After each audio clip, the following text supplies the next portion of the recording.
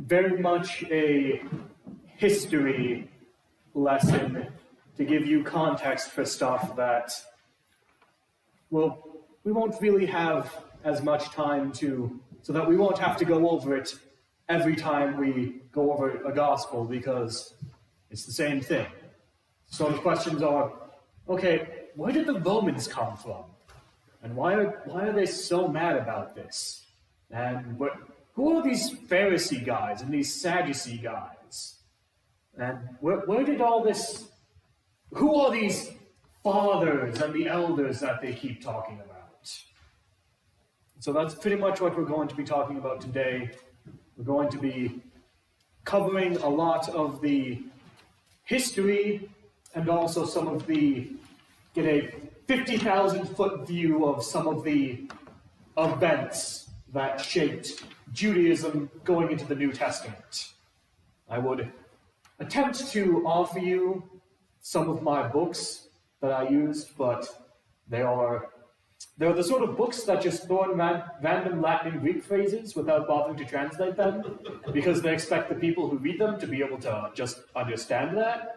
So I don't think that's going to be the most helpful for you. So you'll just have to make do with the condensed version. Make sure we're live. Yes, okay. So just for review, because it's been a while, where are we in history? So looking at the end of the Old Testament, the big events, 586 is the destruction of the temple and the Babylonian exile of the southern kingdom of Judah. Then 70 years later, about 515, 516, the temple is finally rebuilt under Ezra. And then we get we kind of get into the last historical book of Nehemiah, about 50-ish, 60, gotta do my math, it's good. 60? 70. This is counting backwards. 10. Yeah, 70 years, you're right. Math. 1 plus 1 plus 1 equals 3, because Trinity, right? 70 years later, the walls of Jerusalem were still in ruins. And that's when the book of Nehemiah essentially picks up, where he goes and he starts rebuilding the city and getting them back as a real regional power that was not just a subsection of Samaria. Then, we're not exactly sure where, but somewhere in there, probably 435-ish, was about the time that the book of Malachi would have been written. And that's the last of the prophets to be written. And then, around 433, Nehemiah returns back to Judah and Jerusalem for his second term as governor, and finds that, oh man, things did not stay good in his absence, and so he had to whip everyone back into shape. And it's probably not long after that we got the final books of the Old Testament, which would be the books of the Chronicles that they would have been written or compiled, possibly by Nehemiah. But then, after that, we don't really have any clear history. And if we want to get an idea, we look at the other historians. For a bit, we can say that this is looking at the history, this is recovering the history that we covered in the book of Daniel when we talked about his prophecies. But this time, we're not just stopping halfway through, we're going all the way to Jesus. So, say that one more time about Daniel. So in the later parts of Daniel, the first 6 chapters are history. They are events that Daniel lived through, participated in, and witnessed. The later 6 chapters are prophecy, where he sees the rising and falling of the great nations until he gets to the great beast who tramples everything else, which is Rome. And then during the reign of Rome, the Messiah, the King, rises up. But then, in the next chapters, we get a little more detail and specific foreshadowing about the time of the Greek kingdom. If you recall, Daniel saw a vision of a winged goat who had one horn, and he went through and conquered everything, and then the horn split into 4, and then one of those horns grew up, and it became a great horn, and it became blasphemous. And then, again, Daniel gets even more detail about all the interplay that's going to go on between the kingdoms that rose up at that time, eventually pointing to the Antiochus IV, called Epiphanes, the majestic or glorious, as he named himself, who attempted to essentially completely destroy the Jewish religion. And he is ultimately the ultimate foreshadowing of the devil, who is defeated by Christ. So where does that fit in this Inter-Testamental period that you're talking about? So the specific details are about 173 to about 160. So that's when Daniel was... Daniel was living 586 to about 5... trying to remember when that ended. About 530, off the top of my head, if I'm recalling correctly, is when the exile officially ended. But he received a prophecy, which, looking back, we see that it was fulfilled in the events of 173 to 160. So the prophecy The prophecy of Daniel was fulfilled in the years of 173 to 160. Okay, thank you. I was kind of confused. Depending on which prophecy you're pointing to. But okay. In general, it's in the broadest scope, he had visions which went until pretty much all the way until the rise of Rome, but he had very specific prophecies in chapters 10, 11, and 12, which were fulfilled in those years. Thank you. That explained it. So, taking this at a 50,000-foot view, we can't get into too many of the details, but just to give the general idea of what's going on in the world, Persia was the big man on campus, so to speak. They had the entire world, most of the known world, under their control. That was all of Asia, all the way down to Egypt, all of Asia in the Roman sense, Asia Minor, going down into the Baltic Sea, the entire between the rivers area, all of Turkey and Iraq was most of the Persian Empire at that time, plus Israel and Egypt. When you say Persia, are we talking about Iran or Iraq? What we now call Iraq or Iran? The country of Iran used to be known as Persia. Yes. So this, This Persian Empire included modern-day Iran Yes. and a larger area. did it also include modern day Iraq? Yes. Parts of it. There was, depending on the time in history, they had more control or less control over that area. But it was, the base of their power was in modern day Iran. And they controlled that whole territory: Iran, Iraq, Turkey, Palestine, Egypt.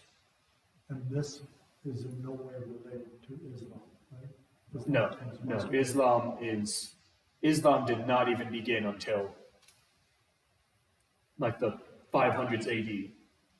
And even then, that started in Arabia, which was not controlled because it was a desert. No one wanted to control it.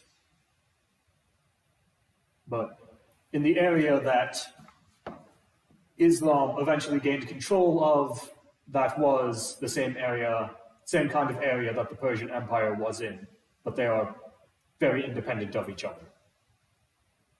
The religion of that time would have been much more Zoroastrianism, which is a whole bucket of stuff that we don't want to get into. That was one of the cults, along with all of the rest of the idols and the Mesopotamian gods. But that is, getting a deep dive into that is beyond what time we have for today. And it's not that important because ultimately, what you need to know about them is that they were in control. They were fairly hands-off most of the time, but they had a lot of fightings and skirmishes, and just about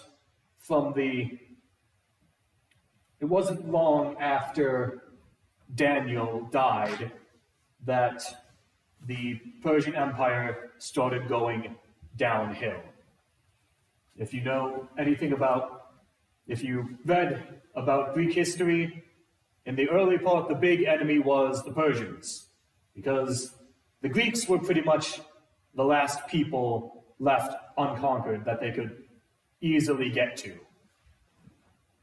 And so they tried to invade and conquer Greece and failed at the Battle of the Plains of Marathon, which is where we get the modern day Marathon. And then they tried a land invasion going around, and then the Spartans held them off with 300 men until they went around the pass and defeated them. But then they got defeated at the Battle of Thermopylae, where Athenian ships took down the Persian ships, and pretty much from that time on, the Athenians had control over the seas. And the Greeks were an ever-growing thorn in the side of the Persians. But it wasn't until about a century later that Persia was finally ultimately conquered. And it happened under the Macedonian, which is a northern part of Greece, Alexander the Great. He conquered, he had the empire of Greece plus the Persian Empire. But he lived fast and he died young. And when you conquer all this land and his only remaining heir was still a young boy and very much not fit to rule, his general said, "You know what? Why should we listen to that punk all the way back in Greece, who's that little mama's boy back there? I think we should take over." And so Alexander's great empire, which spanned the entire world, just about, was split into 4. and the Seleucids, who were in Persia. And they constantly fought against each other over the control of Palestine or the Israel area, because that was where their areas of control met. And both of them wanted them on their side to be a useful buffer state. And for the first span of history, the Ptolemies, the Egyptian Greeks, were much more successful. And Israel was basically their, trying to think of the word, they were a protectorate. Egypt was the real big military. They were in control. Whatever the Pharaoh back in Egypt said ultimately went. But they were pretty hands-off most of the time, so life was okay. And even good sometimes. It was in this time, about 250 to 200 BC, when the Old Testament was translated from Hebrew into Greek. This is what is known as the Septuagint, named after, it is called 70, because there is the legend that the Egyptian pharaoh called together 72 of the wisest elders of the Jews in order to translate the Bible from their old, impossible to understand Hebrew into the language of trade and the people, the language of the enlightened Greek. And each of the 72 went into his old little cell and translated the entire first 5 books of Moses. And when all of them came out, they were all exactly the same. And it was hailed as a miracle. And that's the reason why Jews should have no fear that they could use the Greek translation. And those, apparently 2 of the guys got sick of something because Septuagint 70 is easier than 72.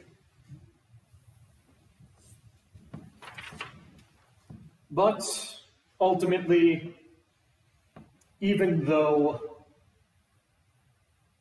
the Greeks were very nice to them and were dominant for a long time, eventually the Ptolemies in Egypt had some bad rulers and started losing ground. In about 200 BC, the Seleucids allied with Rome and managed to push back the Ptolemies.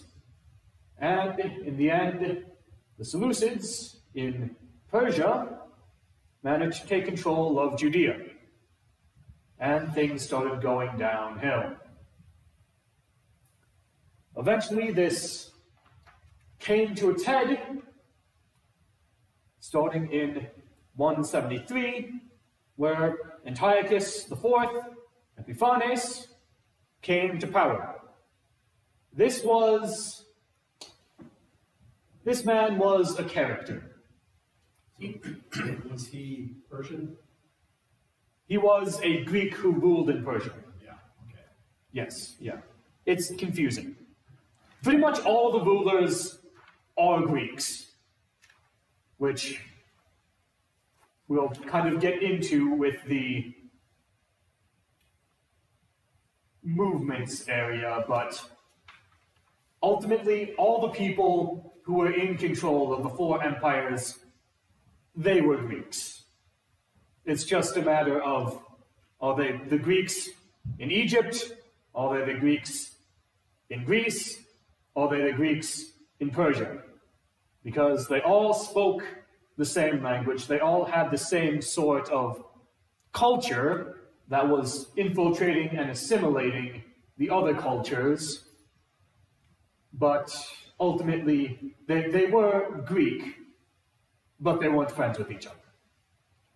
In the same way that you might say it's kind of an ancient equivalent of the West. were the Greeks, the West, where there's the Western sphere of influence, and it's the Westerners in control of all the colonies. But ultimately, they're still guiding the people of the independent nations. Does that make sense? Somewhat trying to go fast, but don't want to lose anyone on the way. Were the Romans still in the picture here, or I'm kind of confused on that? The Romans are not in control of anything. They're they're significant, but ultimately a minor power at this time. They're the sort of thing where they're, so to speak, a third party, where you can make an alliance with them, and they can help swing the tide, but they're not the big bad enemy yet. At this point in time, everyone thinks, yeah, the Romans are annoying, but they're not worth conquering. They're so far away, and they've got their own empire going on over there, and they're not bothering us. But later on, the Romans will very much take control, and their influence just is slowly growing in the background.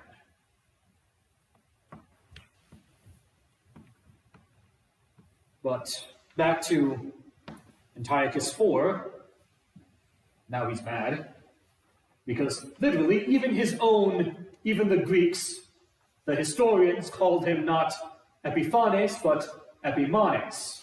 The Epiphanes means he is the gods manifested.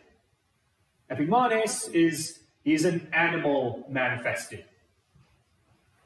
They called him a madman, where he very much he did not act like a normal ruler. He was an egotist supreme, where he would make extravagant donations to the gods in order to say, yes, see how much money I have, see how much gifts I can give. He would go in and talk with the silversmiths and just chat with them and trying to impress them with how much of a lover of arts he was. And whenever people were out drinking, he would try and go out to join them and play instruments. And if one day a person said, oh man, you smell really nice, you have so much perfume. And then in the great Greek baths, when that same guy was bathing, he had basically a giant 5-gallon jug of perfume bought and poured on the man's head, just to show, yes, this is how great and majestic I am. And if you were a normal Greek citizen, you'd say, oh man, that Antiochus, he's such a character. Terrible for the budget, but he's so entertaining. If you're not a generic Jew, if you're not a general Greek, I should say, if you were a Jew, he was an enemy, because he set his mind to, in his words, to trying to improve the Jews and rid them of their superstition by completely removing the worship of the Lord and all parts of the Jewish religion. And he did this with great enthusiasm, shall we say, completely removing all the treasures of the temple when the Jews didn't go along with his demands right away, going so far as to erect a statue of Zeus in the temple of the Lord in Jerusalem, and he even offered a pig there, which is unclean. Suffice to say, the Jews did not like that. If he had been patient, there's a fairly decent chance that as the generations went on, we'd see the kind of religious coldness, the same kind of thing that you see today, where, yeah, I'm spiritual, but I'm not religious. In this sort of context, it would be, yeah, I'm a Jew, but I'm not really super enthusiastic about the law and all that temple stuff. Where they kind of adapt to all the Jewish customs going on. And if it were a couple generations later, that sort of thing happening would have been tragic, but it would have been accepted by the people. But Antiochus IV tried to push the envelope, and making such a drastic change woke the people up. When they tried to go into the temple and they saw a statue of this Greek god and an unclean pig being sacrificed, they realized, no. We're not going to let this go on. And so, what otherwise would have been a small sect of the pious Jews who actually made sure to follow all the laws and were not going to go along with any of this Greek heresy, was joined by the great majority of people who realized we can't let this go on. And so, beginning in about 168, what is called the Maccabean Revolts began, where it was effectively guerrilla warfare trying to stop the rule of Antiochus and his attempts to Greekify the Jews and the Jewish religion. You'll notice, in the middle of that, 164, Antiochus himself dies. After that, it kind of cooled down a little bit because, as much as we focus on the history of the Jews, in the greater history of the world, they're a footnote. There were other battles that needed to be fought. And Antiochus, he had rebellions that he had to fight off. And eventually, between all of the foreign wars and the infighting between all of his kids and nephews and grandkids who, let's just to give you an impression, if someone lasts for 10 years, that's considered a pretty long reign for these guys. And the immediate successors to Antiochus, most of them lasted 2 to 3 years. So there was a lot of turnover and civil wars. And eventually, around 160, the Seleucids, the Greeks in Persia, said, this isn't worth fighting for. We're just going to let them do their thing. We're not going to push that. If they're willing to pay us off, we'll leave them alone. And so, at 160, they won. They didn't overthrow or really have independence, but they managed to stop the attempts to overthrow the Jewish religion. And they celebrated with the first Hanukkah, which is the rededication of the temple after it had been defiled by having Gentiles enter it, by having a statue of a foreign god erected in it, and having a pig sacrificed in it.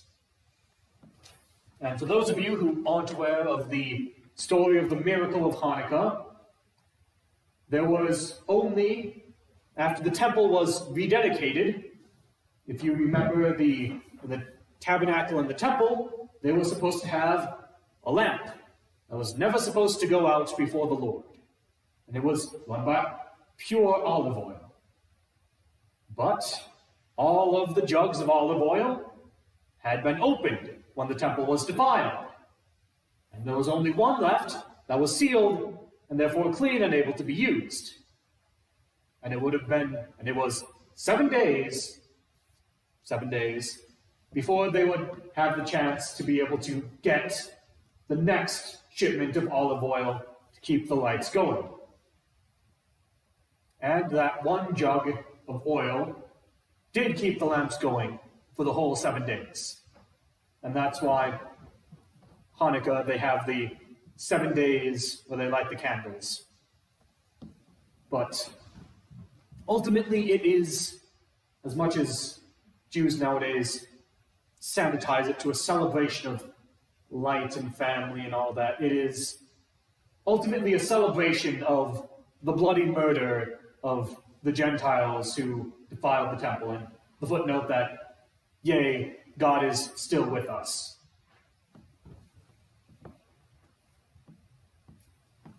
But,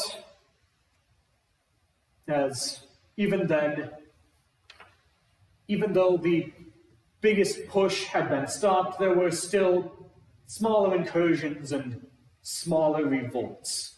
There was kind of a, shall we say, a Cold War of about 20 years where people would attempt to push the power of the Seleucids, try to Greekify the Jews again, and there would be some pushback, but nothing as big as the Maccabean Revolts. Until eventually they made it official around 140 that, you know what, just do your own thing. We don't care anymore. And Judah, for the first time in, 400 years or so, was independent. And it was officially ruled by the descendants of the Maccabeans, which is called the Hasmoneans. Good word, but ultimately, you just remember them because Herod is the heir to their rule, even though he is not a blood descendant of them. Pastor? Yes? So those Hasmoneans, they were Jewish? Yes, they were Jews. The Hasmoneans are the descendants of the Maccabees, the Jews, the leader of the Jewish revolt. So They become, that the Maccabeans then become very strict in the Jewish law again? Or is that what you were trying to say? As they just said, well, here it is, kind of, or maybe not? Or... So this is going to get into some of the developments, but the official rule was very strict. They were the proto-Sadducees. They were very concerned with making sure that temple ritual was done properly. However, they were ultimately more concerned with politics than the individual people's teaching and making sure that the individual people do everything right. They had a break-off sect, which became the Pharisees, which were more involved with the common people and teaching them and making sure that every box is filled and that they had a rule for every possible interpretation. So that's where the Pharisees come from? Yes. Wow. That's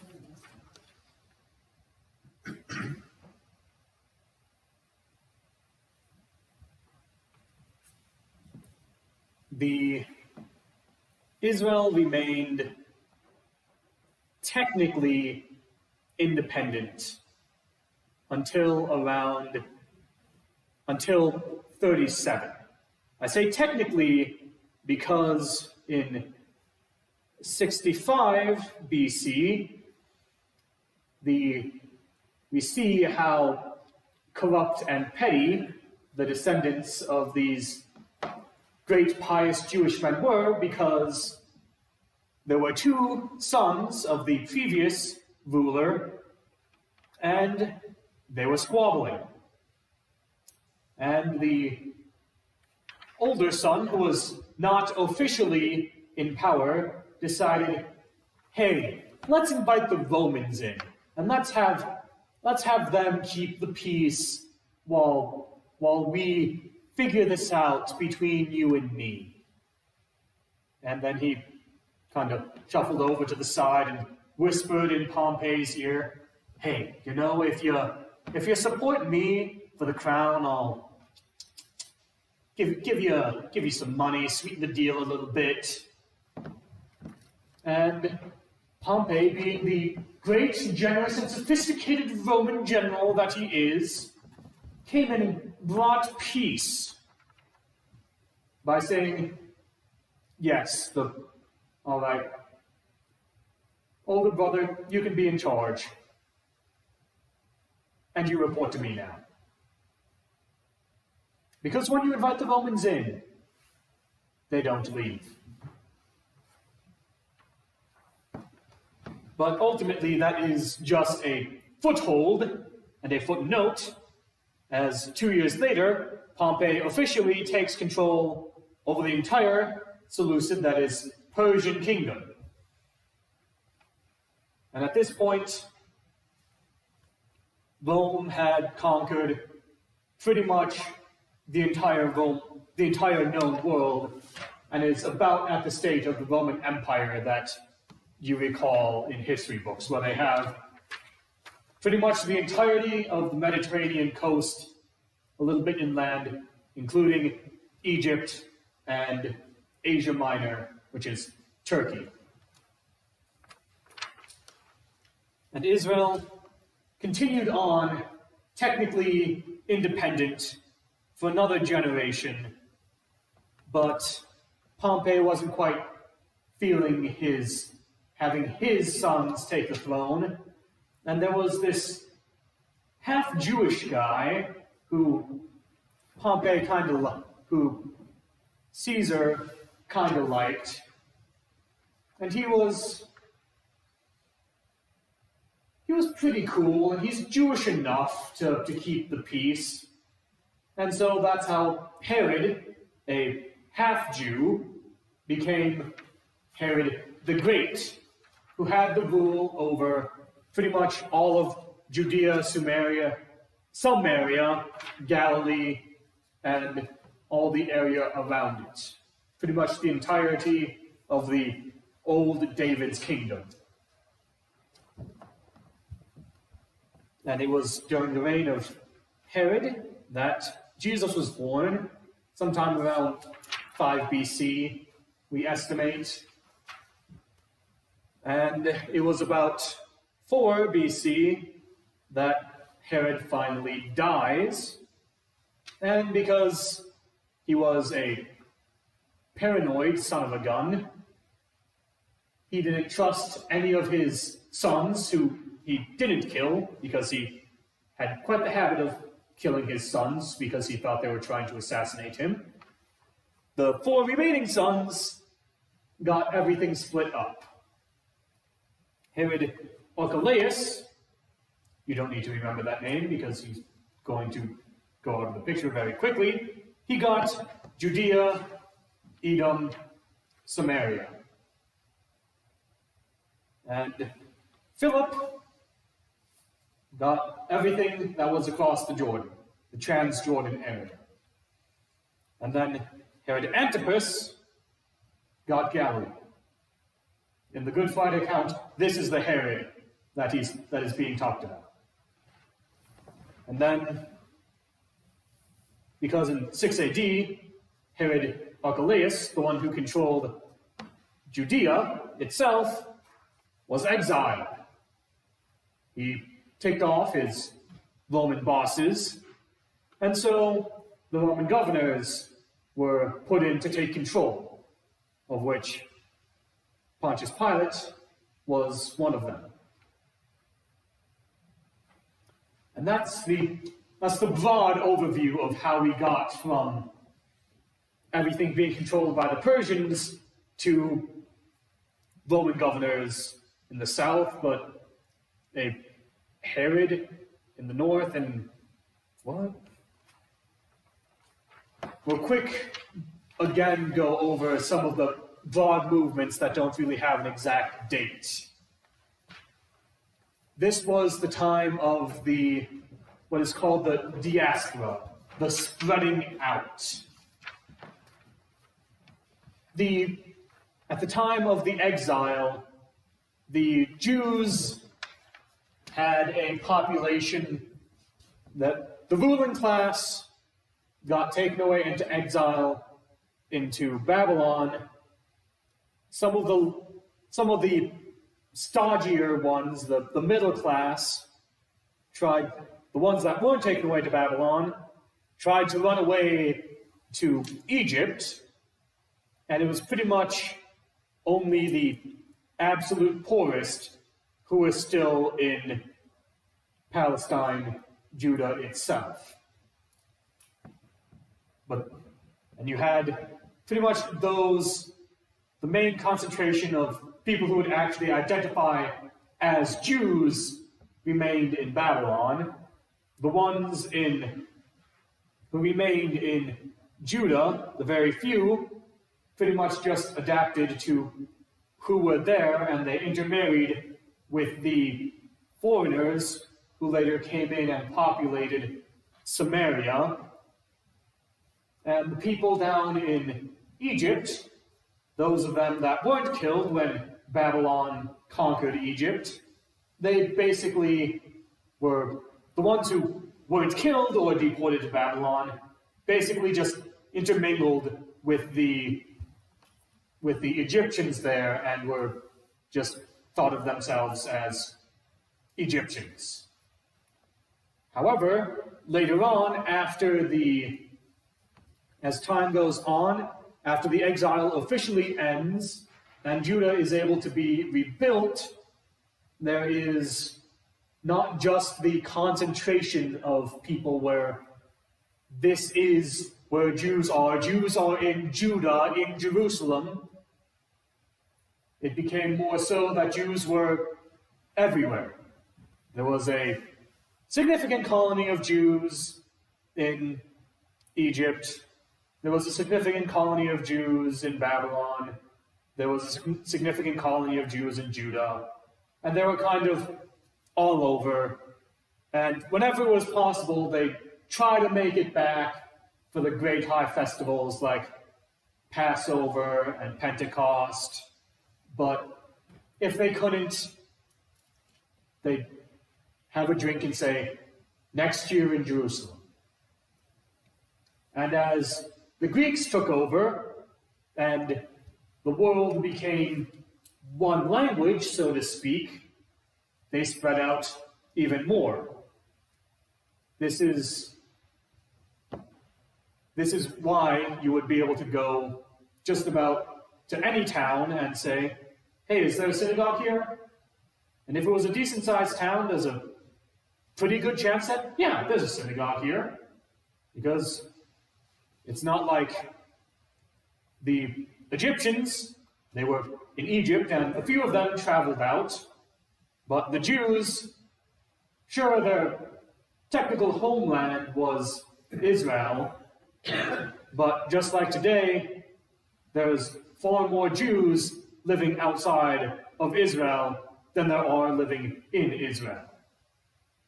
Just like today, there's more Jews in New York City than in the whole of Israel.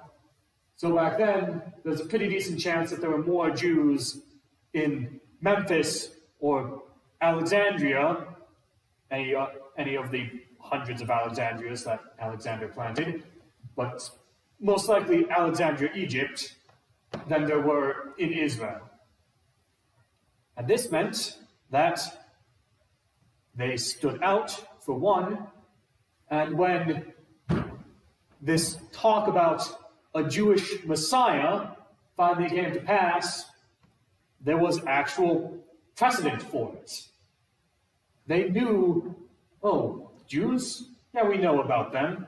You're kind of stuck up, but, nice guys. They're very strict with the laws. Good laws. Absolute jerks, but good laws. And they had that, shall we say, these Jews of the diaspora became what we would today call core groups of mission congregations. That they all had the education in the law and the prophets and the writings And if you said to them, Jesus is the Messiah, they knew what that meant. And then they'd be able to take that knowledge and start teaching the new converts. And this is kind of getting past Jesus, but this served them very well going on past Jesus after 73 AD, when the temple itself was destroyed and Israel and Judah was no longer considered an actual entity. They no longer had a real homeland. And that's why we call it Palestine, because the Romans were so ticked off because the Jews would just not stop rebelling that they didn't even want the name to stay there. And so Palestine comes, it's not anything to do with the Jews. It's from the Phoenicians.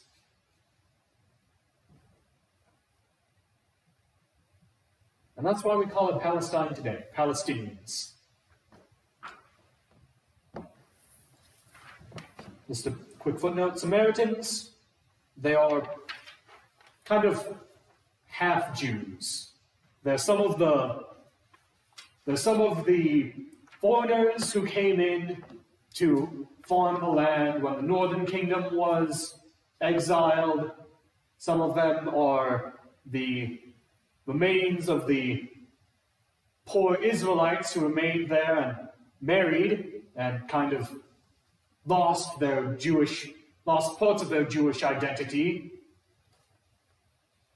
And some of them is just an independent culture that grew up because it was isolated from the temple in Jerusalem that kept everything else independent.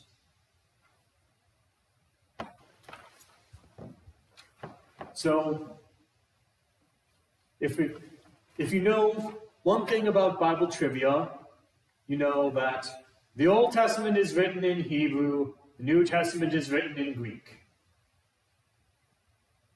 Why? Well, even by the end of the Old Testament, the people were losing their Hebrew. Because, especially during the exile, they picked up Aramaic. Aram is north of Israel. It's the place where Abraham stopped halfway as he was going to Israel.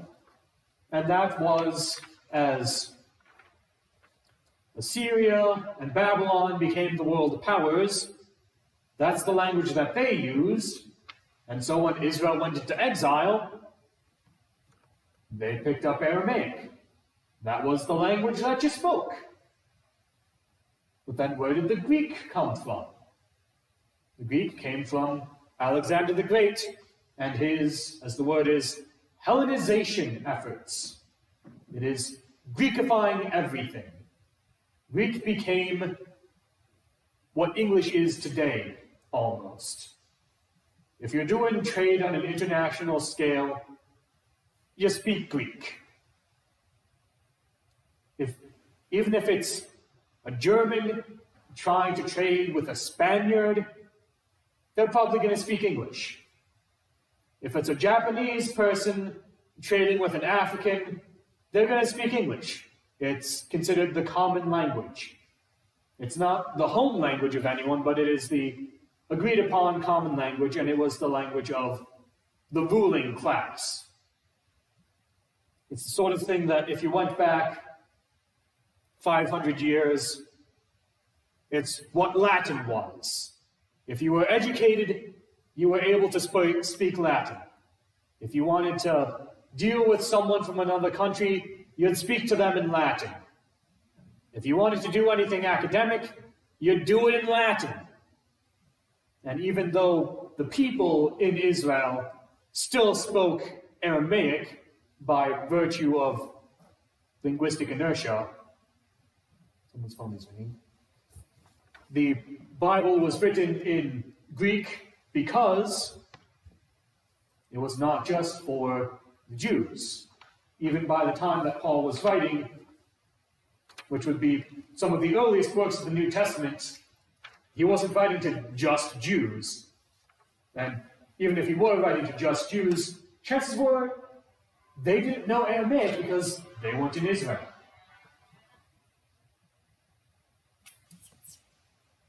A quick note on the synagogue. It began in the exile as pretty much just all the people gathering together on the Sabbath day to remember the temple. And the old guys would talk about what they did at the temple. But then the old guys died. And then the young guys who remembered it and who studied what the temple was and had the scrolls of the prophets would take those out and they'd read them to remember what the temple was. And when they were finally able to go back, the fact is that ultimately very few people did go back to Israel, to the temple. Most of the Jews were still in Babylon. And so, since they couldn't go to the temple, they kept on meeting together and reading from the scrolls of the prophets and the law and remembering the stuff that was done at the temple. And that was ultimately what allowed them to stay Jews rather than becoming Babylonians or Persians who used to live over there. And as time went on, it became more codified, where it wasn't just getting together and reminiscing. You had actual teachers that would go through and teach effectively sermons. And they had traditions and everything, where the higher your status was, the closer to the front you could sit, and you would sit down, you would stand up to read the scroll, and then you would hand it off, and then you would sit down to teach, and all the same sort of things that eventually were brought into the early church, and over the centuries became the service that we do here.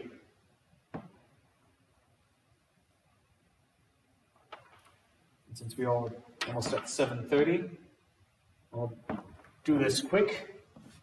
One other thing that happened was the recognition of the canon.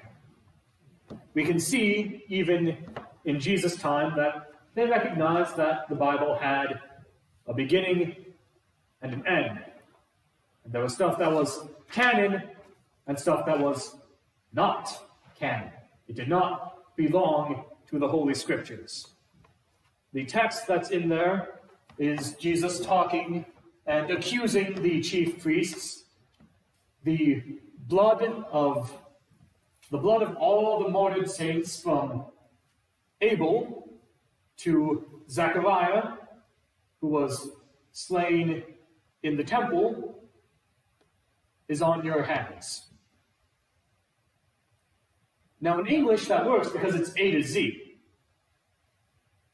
That is not how it works in either Aramaic or Greek. The last letter in Greek is omega, and the last letter in Hebrew is tav, which is a T. So it's not A to Z is why he had those. The reason why he starts with Abel is because he's the first martyr, all the way back in Genesis. The reason why he ended with Zechariah is because he was the last martyr in the way that they organized their scrolls, because it went long. So we see that he had a very definite beginning and an end in mind. And it excluded quite a few what is called Second Temple literature that we will look at in 2 weeks, because next week I'm going to be in Billings, Montana for a pastors' conference. So, any questions before we close? It was a very, very quick run through of history. A lot of information. Yes. We'll quick close with prayer.